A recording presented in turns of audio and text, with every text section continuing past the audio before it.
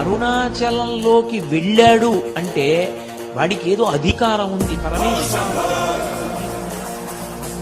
అరుణాచలము అంటే అచలము అని కదండి. అచలం అంటే కొండ. ఒక పెద్ద కొండ ఉంది, దానికి ప్రదక్షిణం చేయాలంటే 14 కిలోమీటర్లు నడవాల్సి ఉంటుంది.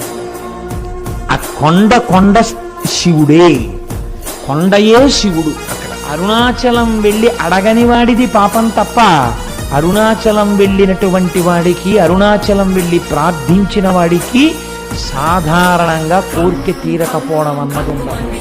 అంత పరమపావనమైనటువంటి క్షేత్రము ఆ అరుణాచల క్షేత్రము. శివుడు అక్కడ స్థూల రూపంలో ఉన్నాడు, కొండగా ఉన్నాడు. అరుణాచలేశ్వరుడి దేవాలయమునందు శివలింగముగా ఉన్నాడు. అదే అరుణాచలం కొండ మీద దక్షిణామూర్తిగా